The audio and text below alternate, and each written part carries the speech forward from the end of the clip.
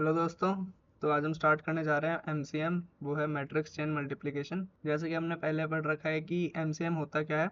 इसमें हम क्या करते हैं, जैसे नंबर ऑफ मैट्रिक्स हमारे पास ज़्यादा हैं, 3 या 4 मैट्रिक्स हैं जो हमें मल्टीप्लाई करने हैं। उनकी हमें पैरेंथेसिस करनी होती है कि पहले कौन से 2 मैट्रिक्स मल्टीप्लाई करें, फिर किसको करें एंड देन किसको करें। किस लिए? ताकि हमारी जो कॉस्ट है, cost of multiplying the matrix, वो सबसे मिनिमम हो जाए। अब कॉस्ट क्या होती है? कॉस्ट को हम इस तरीके से समझते हैं।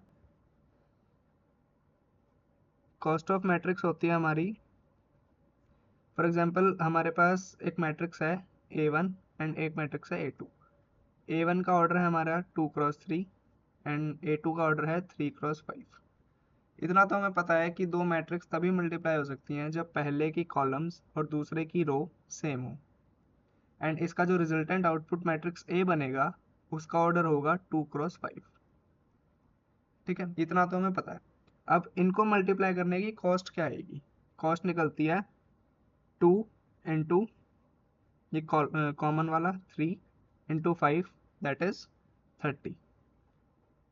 30 मल्टीप्लीकेशंस करनी होंगी हमें इन 2 मैट्रिक्स को मल्टीप्लाई करने के लिए। जैसे अगर हम देखें तो ये मैट्रिक्स हो गया 2x3, 2 रो, 1 2 एंड 3 कॉलम्स, ये मैट्रिक्स है हमारा। और एंड ये वाला हो गया 3x5, 1 2 3 1 2 3 1 2 3 एंड 1 2 3, 3x5। इसका आउटपुट निकलेगा 2x5 का। अब हमें जो वैल्यू निकलेगी हमारी 2x5 वाली, ये वैल्यू निकलेगी। अब इस वैल्यू को ऑब्टेन करने के लिए हमें कितनी मल्टीप्लिकेशंस करनी पड़ेंगी? दिस इनटू दिस, यानी this into this plus this into this plus this into this. तो 3 मल्टीप्लिकेशंस होगी हमारी वैल्यू को निकालने के लिए। सिमिलरली इस वैल्यू को निकालने के लिए 3, इसको भी निकालने के लिए 3 3 3। एक वैल्यू को निकालने के लिए हमारी 3 मल्टीप्लिकेशंस हो रही हैं। तो टोटल हो गई 1 2 3 4 5 एंड 5 5 10। तो 3 इंटू 10 दैट इज 30। इस तरीके से हमारी वैल्यू निकलती है, कॉस्ट निकलती है। अब हमें सबसे मिनिमाइज करना है, जिसको हम अगर ऐसे समझें, जैसे अभी ये तो दो मैट्रिक्स थी, हम लेंगे A1 into A2 into A3। A1 2x3, A2 3x4 and A3 4x let's say 3। अब ये 2 तरीके से मल्टीप्लाई हो सकता है, या तो A1 into A2 then into A3, या फिर A1 into A2 into A3। ये 2 तरीके हैं इसको मल्टीप्लाई करने के। अब इस मेथड से इसकी कॉस्ट क्या आएगी? जब A1 और A2 मल्टीप्लाई होंगे तो इन दोनों का जो रिजल्टेंट मैट्रिक्स होगा वो होगा 2x4। For example A1 into A2 करते हैं, वो हमारा निकलता है लेट्स से A, जो होगा 2x4। ठीक है, तभी वो हमारा 4x3 से मल्टीप्लाई होगा। अब A1 इंटू A2 को करने के लिए हमारी जो कॉस्ट निकली वो निकली 2 into 3 into 4 that is 2 3 6 6 4 24। A1 into A2 cost I 24। अब A into A3, 2A into A3, A हो गया 2x4, A3 हो गया 4x3। अब इन दोनों को मल्टीप्लाई करने के लिए क्या कॉस्ट आएगी? 2 इंटू 4 इंटू 3, 4 2 8 8 3 24, टोटल हो गया 48। तो अब इस तरीके से इनको मल्टीप्लाई करने के लिए हमारी टोटल 48 स्केलर मल्टीप्लिकेशन होंगी। अब इस तरीके से देखते हैं। इस तरीके से देखने के लिए जैसे अगर देखा जाए तो A2 इंटू A3, इन दोनों को अगर मल्टीप्लाई करेंगे तो 3 into 4 into 3 that is 4 3 12, 12 3 36। A2 into A3 multiply करा, कॉस्ट आई 36। जो हमारा आउटपुट निकला वो निकला 3x3 का। ठीक है, अब इसके साथ A1 हमारा मल्टीप्लाई हो रहा है जो है 2x3 का। इसकी क्या कॉस्ट आएगी? 2x3 को मल्टीप्लाई करने के बाद 2 into 3 into 3, 2 into 3 into 3, 3 2 6 6 3 18, 36 plus 18 that is 54। ठीक है, अब इन दोनों में 48 और 54 हमारा मिनिमम वैल्यू है 48।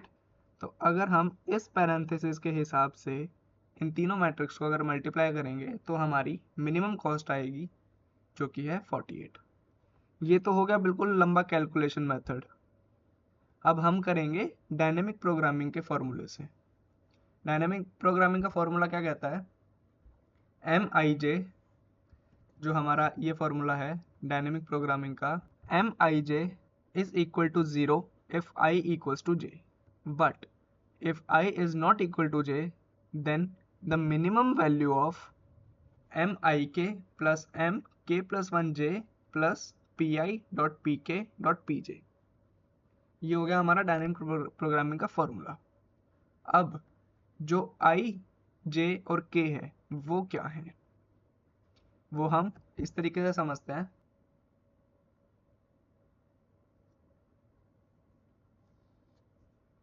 अगर हमें तीन मैट्रिक्स को मल्टीप्लाई करना है, A1 into A2 into A3, तीन को मल्टीप्लाई करना है, तो हम 3x3 का एक टेबल बनाएंगे I J।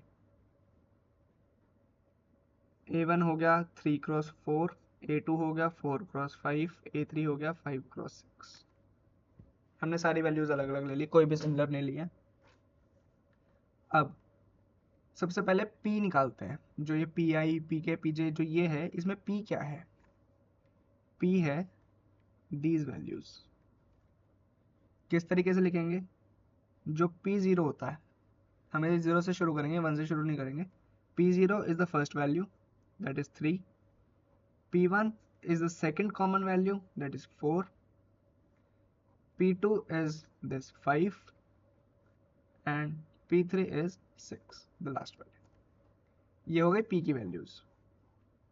बात ये हमारी K की। K क्या है, K is nothing that is greater than equal to I but less than J। ठीक है, अब किस तरीके से, ये जो हमारा फॉर्मूला था, ये फॉर्मूला क्या कह रहा है, MI, J is 0 when I equals to J। ठीक है, जब I और J दोनों सेम होंगे, जब हमारा M जो मैट्रिक्स है वो 0 हो जाएगा। अभी I 1 2 3 1 2 3 1 1 0 2 2 0 3 3 0, ये तो हो गए 0। हमें इनको लेना नहीं है, हमें पॉजिटिव वैल्यू लेके चलना है। सबसे पहले हम इस सेल को लेंगे, जिस ये हो गया M that is 1, 2, I, J 1, 2, M 1, 2। Formula के हिसाब से M I, K plus M K plus 1, J plus PI minus 1 into PK into PJ, ये फॉर्मूला है हमारा। इस फॉर्मूले के हिसाब से M I, K, I हमारा 1 है। अब इस केस में I1 J2, K की वैल्यू होगी greater than equal to I, K is greater than equal to I, that is 1 but less than J, तो K की वैल्यू 2 नहीं हो सकती, K की वैल्यू 1 ही रहेगी इस केस में।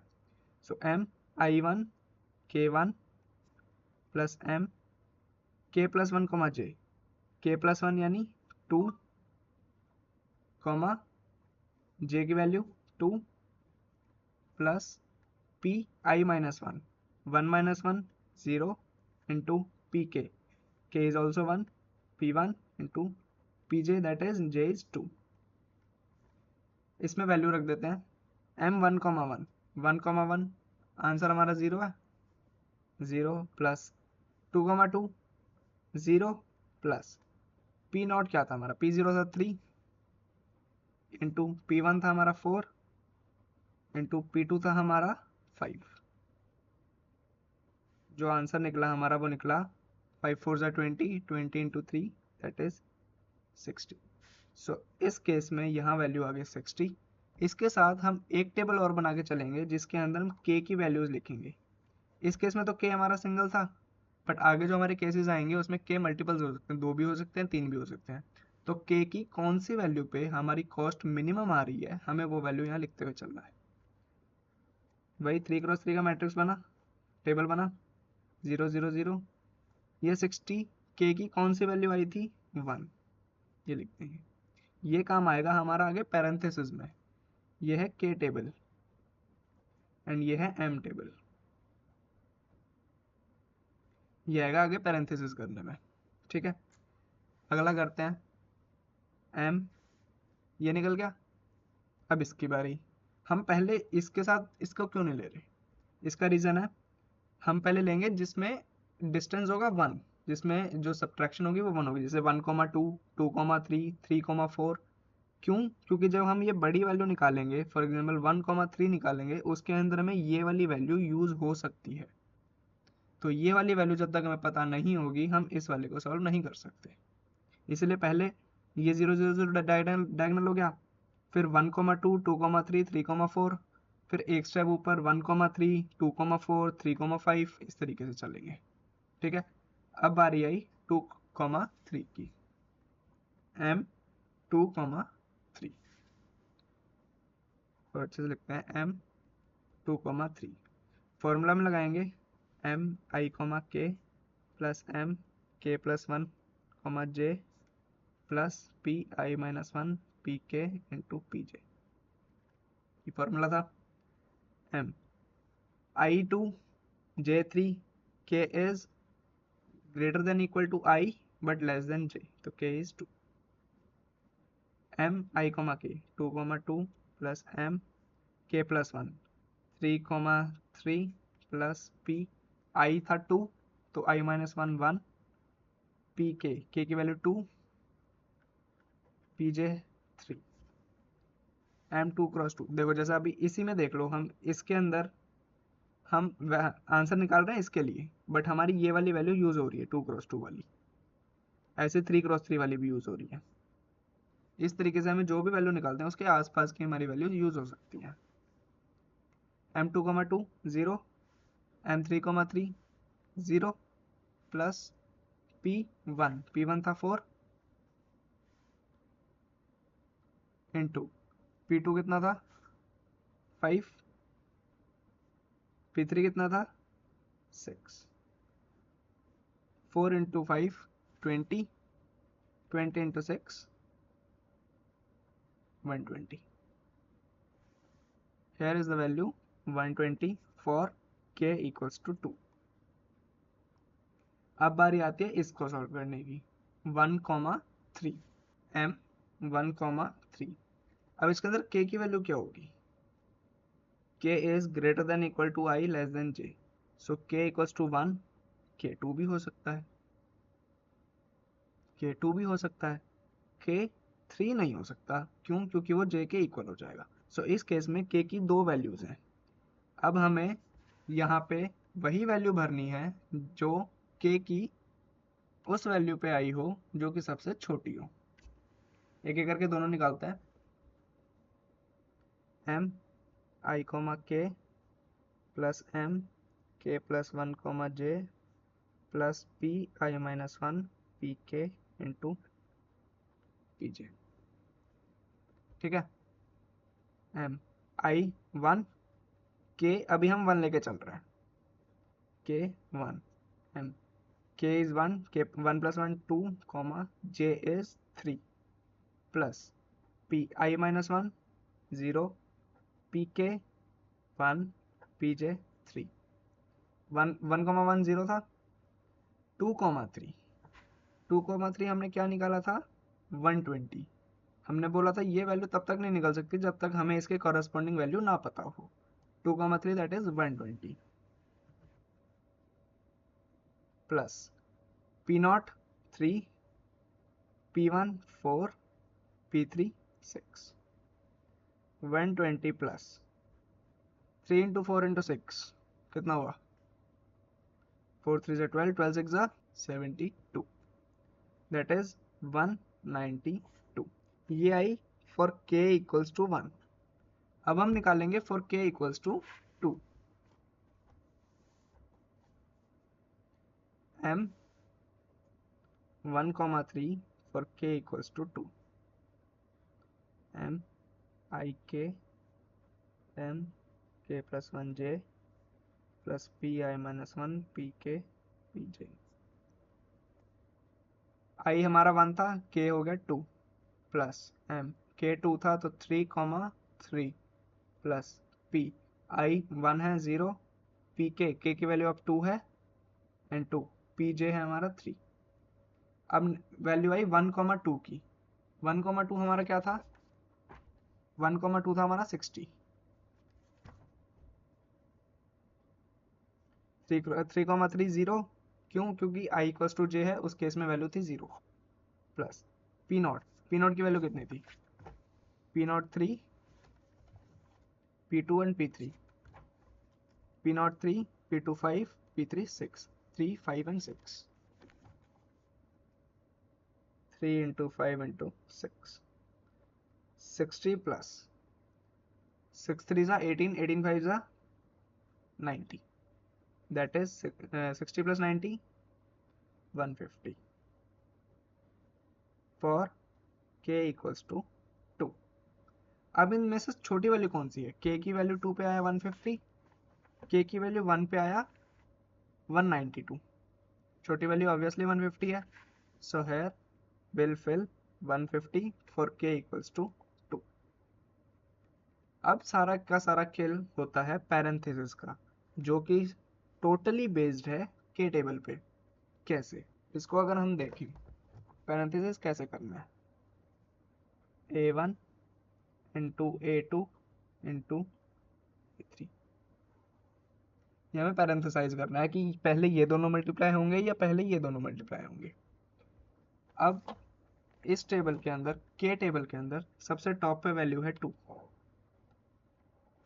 And this is 1,3.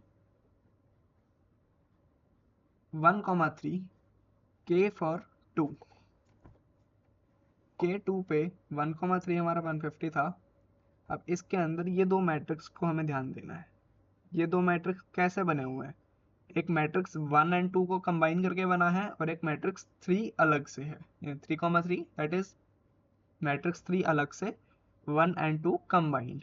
So we'll combine 1 and 2 and 3 will be left alone.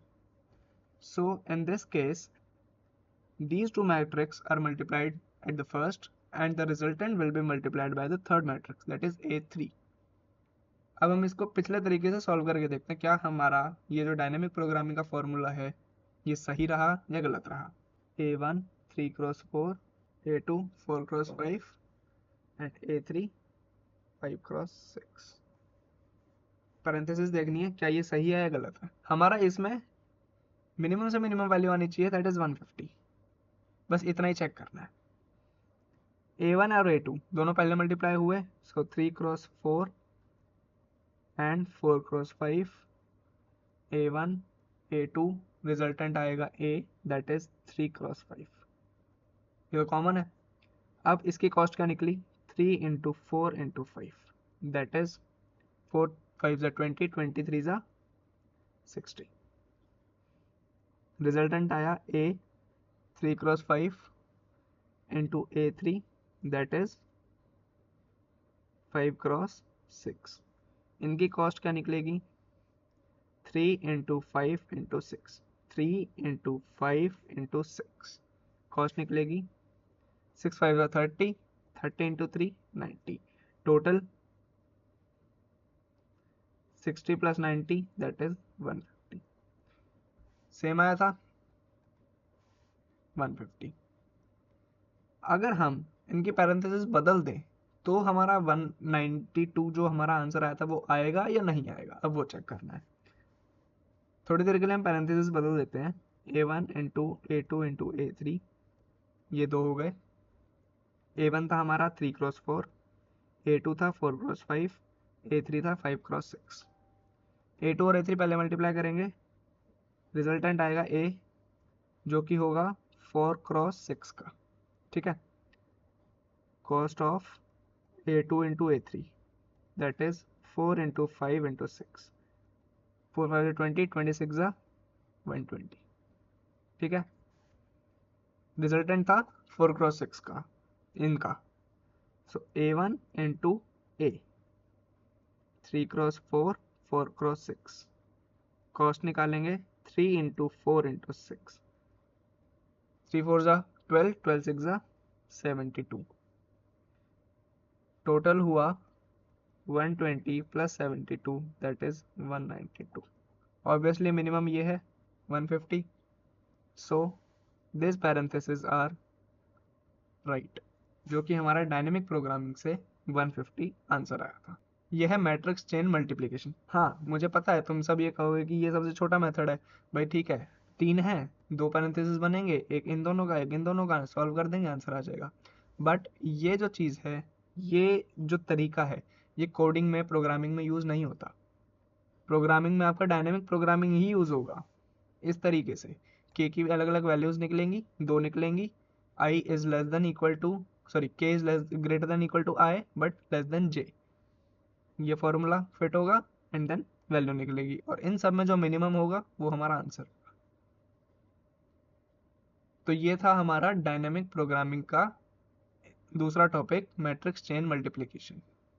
यहाँ पे हमारी डायनेमिक प्रोग्रामिंग खत्म होती है। अगली वीडियो से हम ग्रीडी प्रोग्रामिंग पढ़ेंगे, ग्रीडी टेक्निक्स। ग्रीडी का मतलब मैंने तुम्हें पहले बताया था, ग्रीडी होता है लालच। ठीक है, तो आज की वीडियो को यहीं ख़त्म करते हैं। एक झलक देख लेते हैं इसमें क्या लिखा हुआ है। In MCM problem, a sequence of matrix A1, A2 and A3 up to AN for I equals to 1, 2, 3 to N is given, where each matrix AI has dimension AI, that is Pi minus 1 to Pi.